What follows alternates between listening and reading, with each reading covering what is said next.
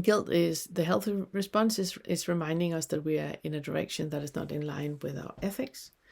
The immature interpretation of an experience is when we are abandoning responsibility or accountability. So we feel guilty about something we have done, something we feel, and instead of holding ourselves accountable and being with it and moving forward, we are relinquishing responsibility and accountability, which means that we're placing it on someone else or something else. We are taking ourselves out of the equation completely. And the verbal indicator that is connected with guilt is complaining. So you feel guilty about something, you don't want that feeling, so you complain about something else. And then we can talk about that. The feeling in you about guilt is still there. So the feeling about guilt is still there. But we don't look at that. We look at what you're complaining about. Karen. That's where you are. And the personality that is very often tied in with this is the passive aggressive bully, the one that is manipulating situation around them by complaining. So you complain about something, people are solving it, and then you just complain about something else, and people are solving it, and then you complain about something else, because the underlying feeling you have is guilt, and you don't want to look at that. Guilt is what reminds us that we are in a direction that does not meet our personal code of conduct. It's whenever you're doing something that is not in alignment with your values. If you have very clear values about something and you're doing the opposite, then you feel guilty for doing it. So that is lying, for example. You might feel guilty for lying. You might then minimize the experience by saying, but it was a white lie. It was to protect them. No, it wasn't. Stay with that feeling of guilt, because you know that a lie is a lie. You're never protecting anyone but yourself. So stay with that feeling of guilt. So whenever you feel guilt about something, it's because you are away from your values. You have left that. You know what your values are, and you have left that. It's a very, very good indication for you to get back to your values. A lot of people feel guilt for being sick. And then they feel guilty for calling into work and saying they're sick. So the other colleagues, they have extra work. So therefore they prefer to go to work when they are sick. And then they feel guilty about going to work because they're sick. And then now they will affect the entire office. If we take that scenario, what I'm saying is that you're not feeling guilty about calling in sick. You're feeling guilty about the life that you have arranged around you that scrapes you so thin that you can't even be sick.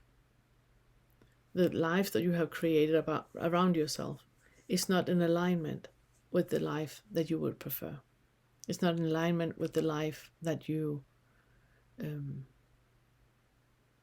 feel is where you could relax the most.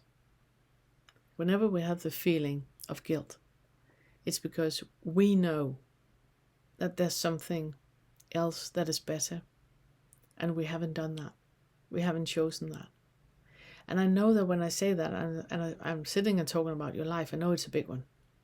Because if you have that general spread out guilt about everything, guilt about your children, guilt about your husband, guilt about not doing the windows, guilt about not going to work and being there more, guilt about your mother-in-law, guilt about your family, guilt about everything. If that is you, then may I ask you to breathe. Just breathe. You got too much on your plate. You got way too much on your plate. You know that the values that you have in your life, it's more about just half-assing it, And right now you're living a life where you're half-assing it. That's why you're guilty about everything. You know that your values are different. You know that you would like full awareness with your children, with your partner, with your family, with your co-workers, but because you're trying to not look into the underlying feeling, which is usually about worth. And I just want to say, worth is shame. Then we create a life around us where we can't keep up. We can't keep up. And there's so many things that we should do, that we think we should do, and we don't. And we can't keep up. And that makes us guilty all the time. It's tied into shame. Guilt, in this case, is just a diversion. It's just a diversion. So when you look back, in other instances where we feel guilt, then you can look back at whatever you did that you feel guilty about. And then you place responsibility. You need to be in that fault-free area with full accountability. Take full responsibility. But you place no blame, and you place no guilt, and you place no shame. You just look at what happened. So you need to create space and compassion and really, really look at what happened with full respect to the experience you had in order for you to get in contact with the emotion and acknowledge that effect that it had on your life. And you have to do that without placing any fault, any blame, complaint, guilt, or shame. So there are like two types of guilt. Either you have the guilt that is going to give you a bad conscience. And for example, if you look at your past, if it's something about your parents, you will defend your parents.